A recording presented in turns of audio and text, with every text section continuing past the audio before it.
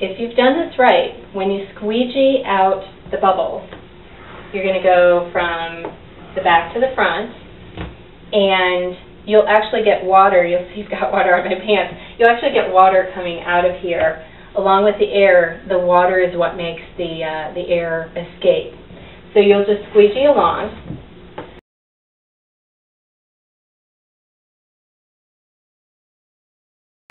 So my outlets in this kitchen are right here. So I'm going to need to find those first. You have this same strange problem that I have. You're just going to cut right in, like I'm doing now. You can kind of feel around with your finger, and you can find where the outlets are, so you're not actually cutting into them. Cutting right on the outside edge.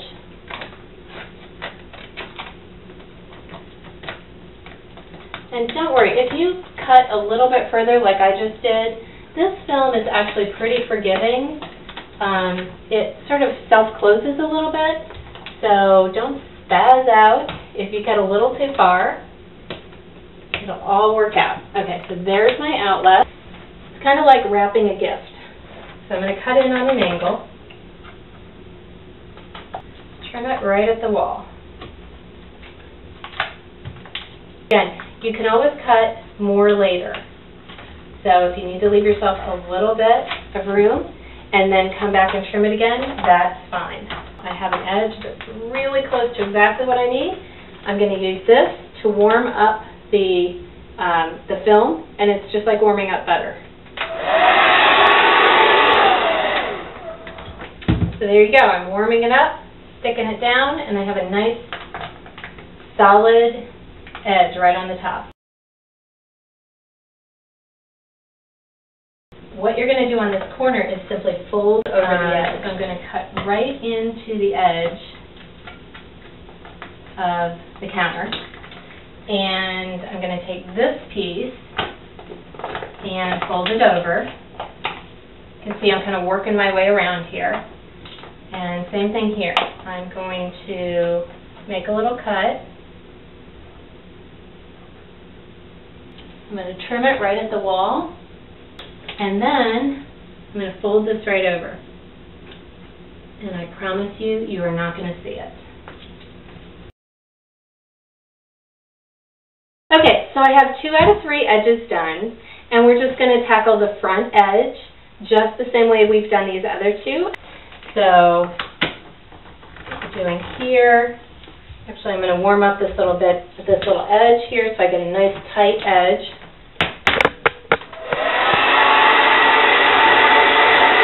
So I'm not trimming right up to the edge yet. I'm just giving myself a little bit more room to work with. And then this corner piece, I'm going to fold back. I don't want it on my front edge.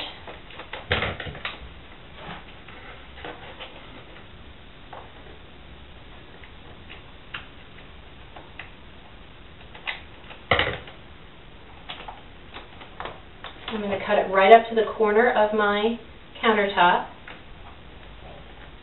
and I'm going to trim off the excess and fold it right around. And because it's granite, because there's no definite pattern, it's very, very hard to see that little fold. Now I'm going to show you how to tackle the dreaded corner. Again, there are a couple of ways that you can do this, and whichever way you pick, it's going to look fabulous, and chances are it's going to look a million times better than your old laminate counters.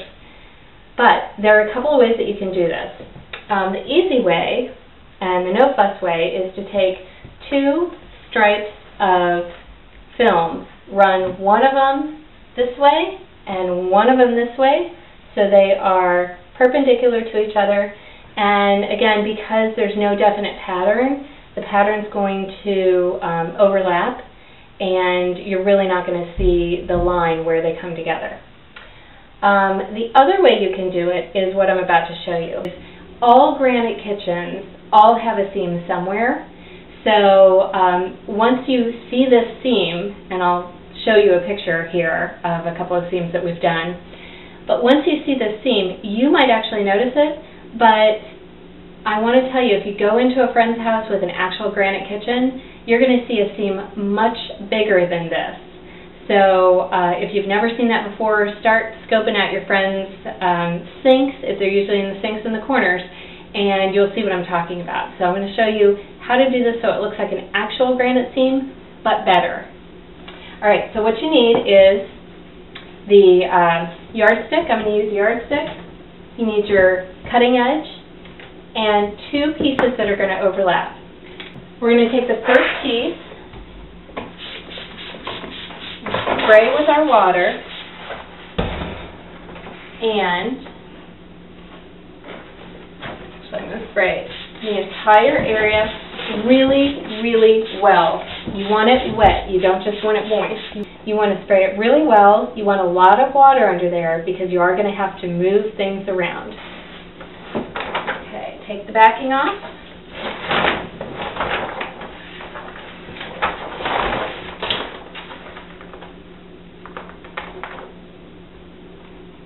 And because it's a corner, I'm going to go right into the corner here.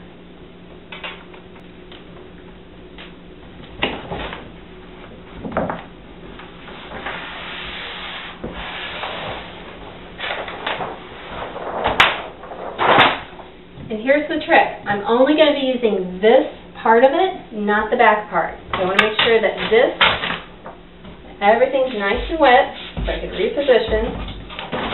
And I want to make sure that I have the edge that I want over here because this is going to get cut out in a minute. Now I'm going to wet the top of this and the backsplash. And then I'm going to take a second piece of granite and I'm going to lay it right over the top. I'm not taking the backing off yet and I'm not sticking it to anything. I'm just going to lay it in the area where I'm going to be overlapping. Now, it's great if you can get it to stick down just on one little corner, one little piece, but it's not necessary to do that just yet. Now I'm going to take my straight edge and I'm going to locate, you can't get all the way into the corner with a yardstick like this because it's not corner shaped, but you can find where the corner is, and I'm going to I'm just going to feel around here, and I'm going to find where my corner is here. And remember, you need to leave overhang for the edge, so I'm just going to note where it is, and I'm just going to poke a little hole right there as my marker. So this is where it really helps to have a second person. Thanks for coming in to help me. But she's going to hold the straight edge completely straight, and I'm going to drag along the straight edge with my cutting edge, and I'm going to go right through both layers of granite, and there's a layer of backing on it as well. So I need to press pretty hard to get right through there. You got it tight because I'm going to actually come at you with this, not the edge.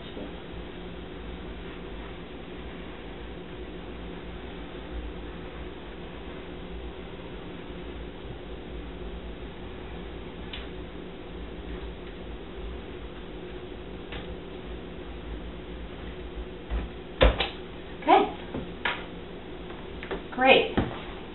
So once we have the cut, I'm actually going to trim it up back from here, meet up with my line that I just drew, and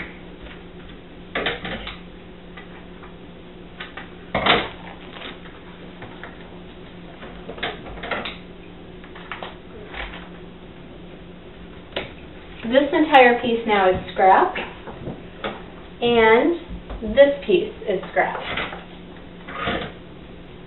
But I want to position this right where it's going to sit. So I'm just going to take the backing off of this little corner here and slap it down so it doesn't go too far. Pull everything else off and pull the lower layer off.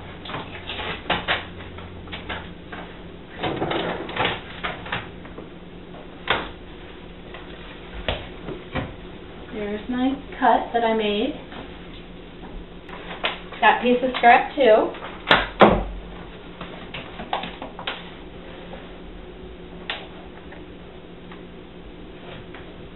Okay, so now you can see how they match. All I need to do now is take the backing off, spray it down, make sure they're touching, and it's a perfect seam.